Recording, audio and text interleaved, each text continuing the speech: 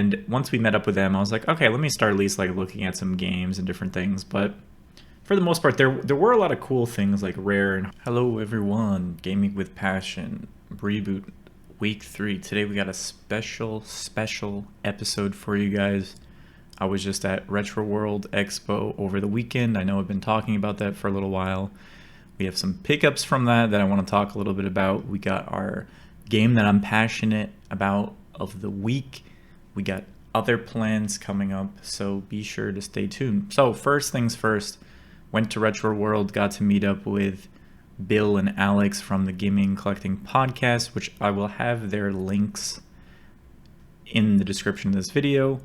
I've been following Bill on Instagram for, 4 years or so at this point, and we've talked a lot. We've been on each other's podcast a few times, and we finally met up in person at the convention. It was super fun. So just shout out to them at the podcast and showing my wife and I a good time when we were hanging out.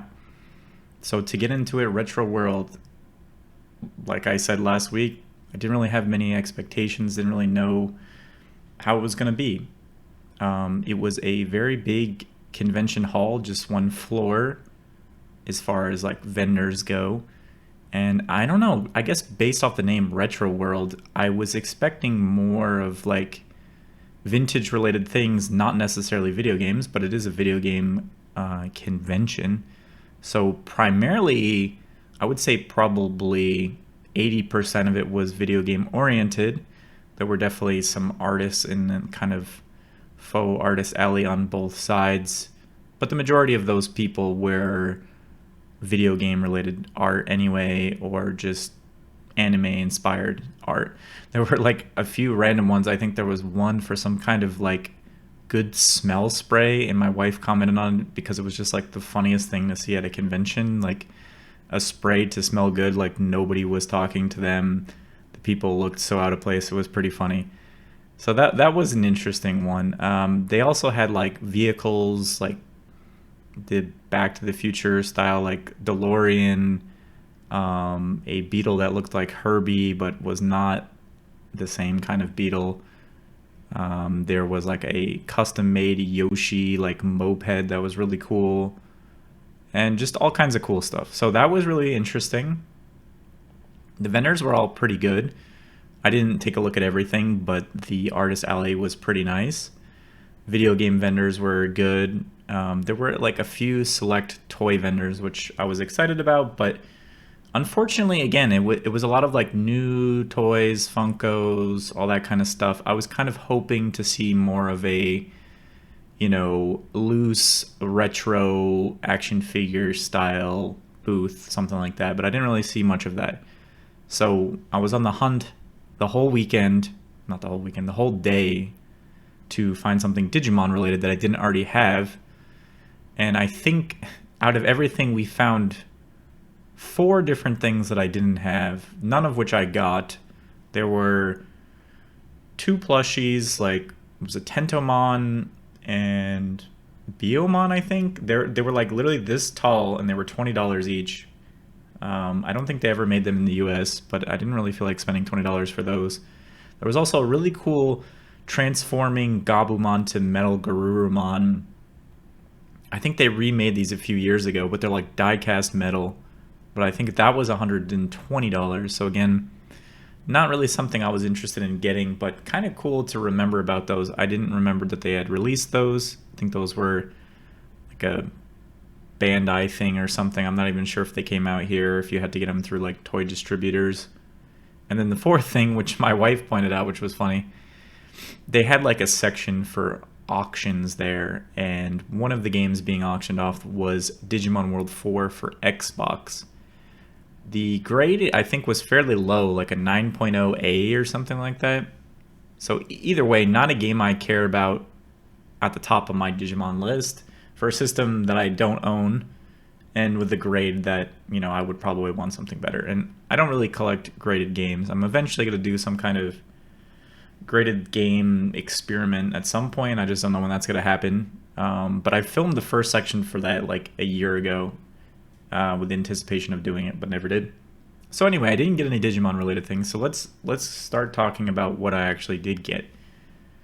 So I met up with Bill and Alex, and we were walking around, and I think they had pretty much shopped for everything at that point, and my wife and I had got there a little bit later, so we were really just like looking at the different vendors. There were so many different vendors selling different things. So before we met up, we kind of just like walked around and we're looking at different things. I think I have a few short videos that I might put in here. And once we met up with them, I was like, okay, let me start at least like looking at some games and different things. But for the most part, there were a lot of cool things like rare and hard to find games. Of course, nothing I was really looking for, but we came across this one booth at a certain point that just had a bucket that said like everything's $1. So granted, being the cheap person that I am, the cheap video game collector that I am, started looking through the box, and most of it of course is like 360 sports games, PS2 sports games. I think it was almost all PS2 and 360. But then of course, start looking a little deeper, and I'm still trying to complete the Kinect set, which, if you watch this channel, I like the Xbox Kinect, come at me, whatever. But I was able to pick up a few games. I ended up getting 5 games from that vendor. And these, like, most of these games are like actually above $5 probably. So for $1 each, pretty good deals. Actually, it was only 3 Kinect games. So the first one is Minute to Win It, which I guess I picked this one up a little while ago. I didn't realize because I didn't have it in my game collection app. But for $1, whatever, everything was complete. You got Guy Fieri, so maybe as like a giveaway someday, we'll give away like a signed copy of Minute to Win It, because me being a Kinect fan and also Guy Fieri, so, whatever. Now this one is interesting too. Like, this is a Kinect game I don't think I've ever seen this one. Dance Paradise by THQ. So many dance games and singing games and stuff for Kinect. It has a sticker of $12. I don't know if it was this vendor's original price or whatever, but like I said, I don't think I've ever seen this one come up, so happy to add that to the Kinect collection for $1, because the thing about collecting for Kinect is the games are relatively cheap, but if you want to buy it on eBay, for example, you're going to probably pay at least $10 with the shipping to get like a few dollar game. So just kind of doesn't make sense. It's better to go to game stores and things like this where you can get like super highly discounted games. This is one that I actually thought I had, but I didn't. Dance Central 3. I'm horrible at Dance Central, but gotta get Dance Central 3. And then the other 2 are not Kinect games, just games I don't see too often. This one, people probably say, oh, you've never seen that much, but this is the Shaun White snowboarding. I have Shaun White skateboarding, which I think is probably more interesting to me. But I don't see snowboarding too often, and especially for $1, so I figured I'd pick that up. And then the last game, again, one that's probably fairly common, but just never see it. Are You Smarter Than a 5th Grader Game Time for $1? And this is complete. And this is actually super interesting because my wife and I started watching a lot of Are You Smarter Than a 5th Grader recently. So we've been answering the questions, and I always wonder, like, if I ever went on the show, would I actually be able to win $1 million? We played this last night, super fun. Combined, we were able to win the $1 million. I got up to the $500,000 question, tried to go for the $1 million. I didn't know the answer. My wife got it, so we ended up winning $1 million in the game. So kind of a cool party game. It's a little bit different. If you are a fan of the show, definitely worth the pickup, especially for extremely cheap. So that was pretty much the haul. My wife bought a few things. She bought like a Hamtaro acrylic display. She bought some charms for her Crocs.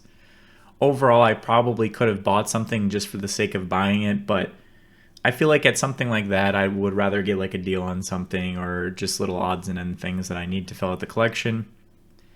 I also had the plan of like trading or selling games, but I think just being there, being more overwhelmed, and just not really feeling like comfortable trying to haggle with the vendors. That's something that I see on YouTube all the time, so it seems super easy. But then when you actually go there, I'm like, what am I doing? Like, I didn't even try.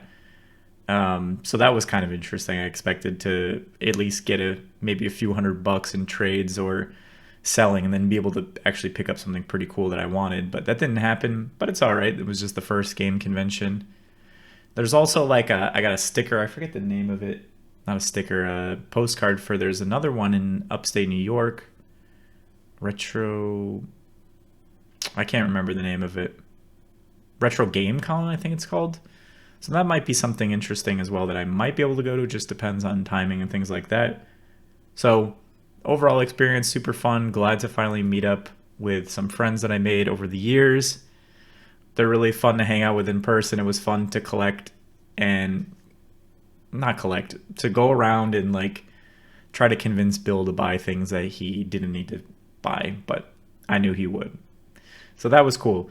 I also want to mention that there was a live wrestling event at the convention as well, which was cool, but we were like there right before it started, and I was debating sitting down and actually trying to watch it. And then, of course, we walked around a little bit more, and then there were like a million people trying to watch it, so you couldn't really watch it because there was like you were in the middle of the like walking path of people, and I just felt bad about it. And the fight we were watching was not super duper interesting, so we kind of left it. But it was cool to have.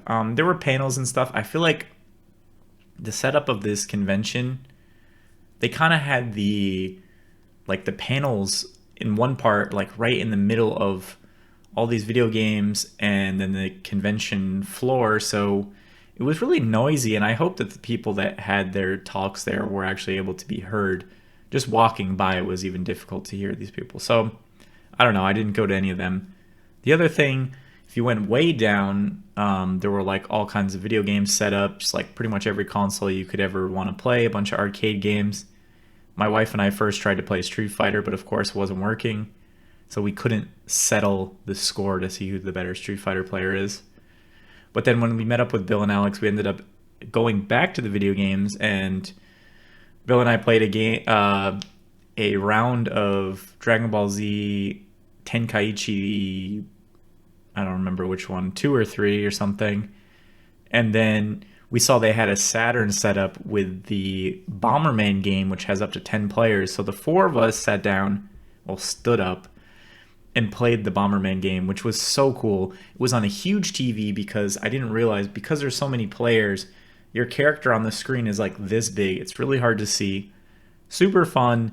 We played with, 6 computers, and the computers were amazing. It was like you get killed and then you go on the side of the screen and you try to throw bombs to get some of the other players out. And the computers were like unbeatable. I think my wife and I each got 1 win out of 3 to win the whole thing. And then eventually, after like probably 40 minutes or something, all of us just decided to stop playing because it was kind of insane. Nobody was ever going to win.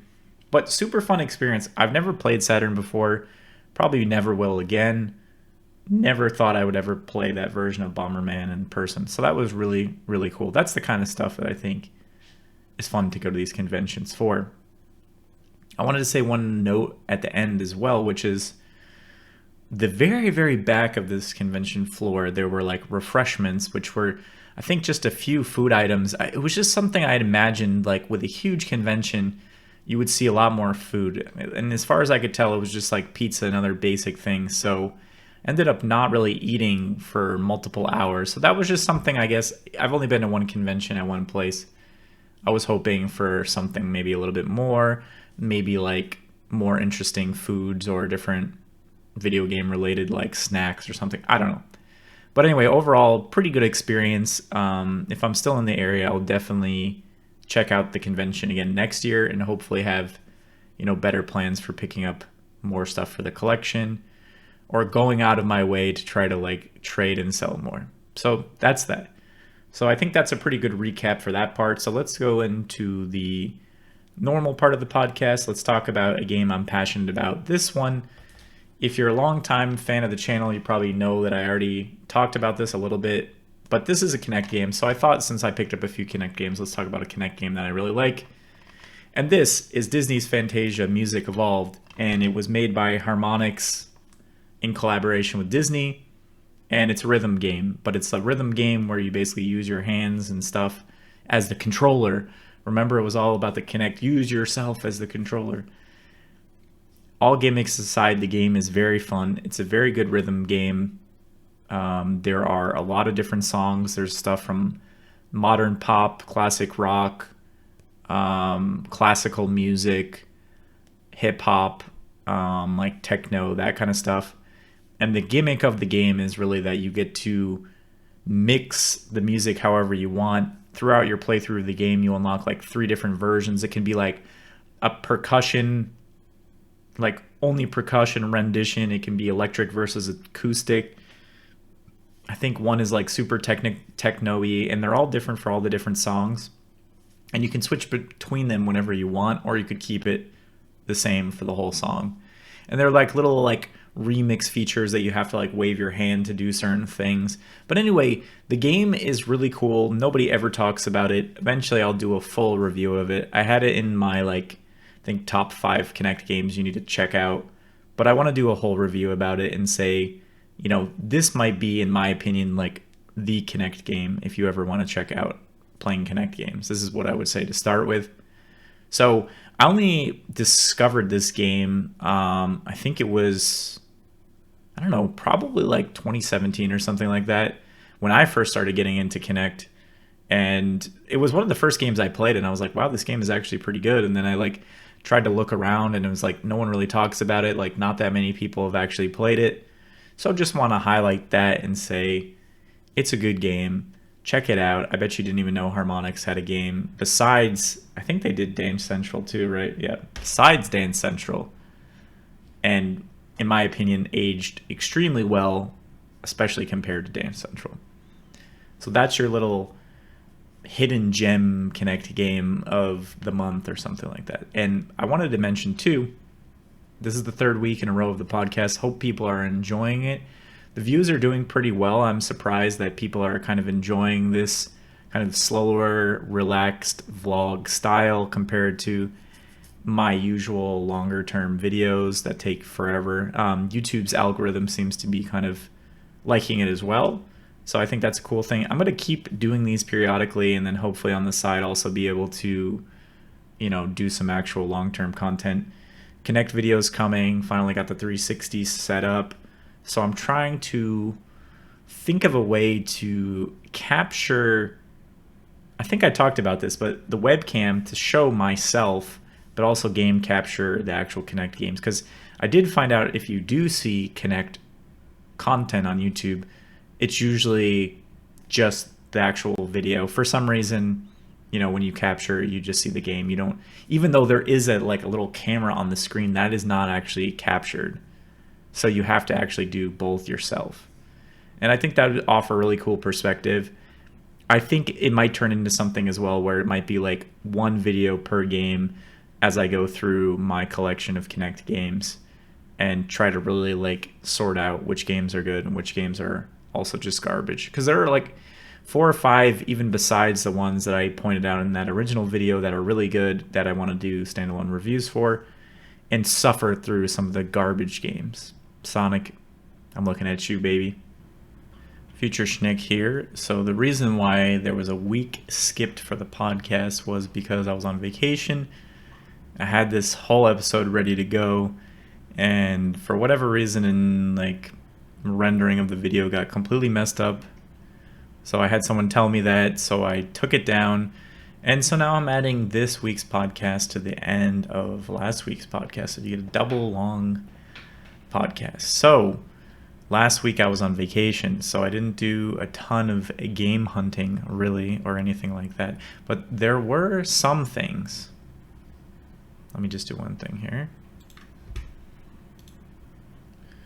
So first of all, the last week I was in North Carolina, and I was actually in the area that the Limited Run Games physical retail store is. And I was kind of planning on at least checking it out, and then I realized it was only open 3 days a week, which were like, I don't know, Thursday, Friday, Saturday, or something like that. The days are extremely weird, and if you look at the reviews online for the store, a lot of people talking pretty negatively, especially about their pre-owned video game section. So I guess not that big of a deal that I didn't get to go, but I just thought it would be kind of cool for content and just to check it out in general and just look around. You know, I have that popular video, who are limited rare games, blah blah blah. So didn't get to do that. A little bit disappointed. I did get to go to a Goodwill Bins in North Carolina, picked up a few video games, one of which is Madagascar Karts, which is a kart racer, which is surprisingly a fun game. I played a little bit of it already, had some fun with it. Maybe stay tuned for a review of that in the future. Picked up a few Wii games, tested them with my brother's Wii, and they work as well. Got Lego Star Wars for PS2, 75 cents each. As far as actually gaming, I played a lot more in the last week with my family of that Are You Smarter Than a Fifth Grader game. Like I mentioned, very true to the game show itself. Had a lot of fun with it. We won $1 million a few times. It doesn't seem like there are like 1 million different questions, so after you play enough times, you just kind of start remembering the questions, especially the $1 million questions for some reason are repeating quite often. But still having a lot of fun with that. Didn't get to play any Metroid Dread like I anticipated. We had a really busy week on the vacation. So anyway, with all that out of the way, let's go into this week's game that I like a lot. And this game is the Harry Potter and the Half-Blood Prince. No, actually, this is the wrong one. Sorry. Should be Harry Potter and the Order of the Phoenix. This game, I did a review a while ago. I might even put a card here. I don't think many people watched the video. So the Order of the Phoenix game is an open world kind of exploration puzzle game where you explore Hogwarts and the grounds of Hogwarts and do different things for different characters. There's a lot of mini games involved. Really, really fun game, actually. The loading times are a little weird, but progressing through a Hogwarts is super fun. And I feel like for the time was extremely underestimated as a game. I think the 360 version probably runs a little bit better than the PS2 and older generation version, but very, very solid game. Even to this day, when I picked it up and played again, I had a lot of fun with it. I think I beat that game about 2 years ago.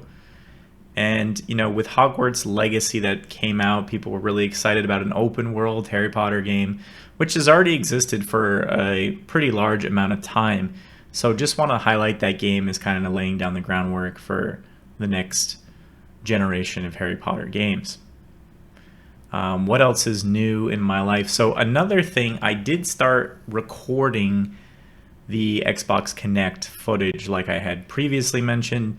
I think I have all the footage needed for the first video in that series, and I think we may try to do it. I think we may try to do every Connect video game reviewed. I think it would be just super fun as a series, and I don't think anybody's really done anything like that. And I kind of want to create more of a brand with this channel and have people like come back and tune in for a specific reason. So I think that would be a lot of fun. And so this part of is going to be extremely short, I think, but I just want to stay, comment here if you enjoy this type of videos like my podcast. Just put a comment, even if you're not somebody that normally likes to comment. I'm really trying to see what people actually think of this. I think YouTube is pretty much showing it just to the core audience, which I'm okay with. And if you guys really enjoy it, I'm going to keep it going. I think it just in general keeps people active on the channel, which then in turn keeps recommending other videos that I have to other people. So until the next podcast, guys, peace out.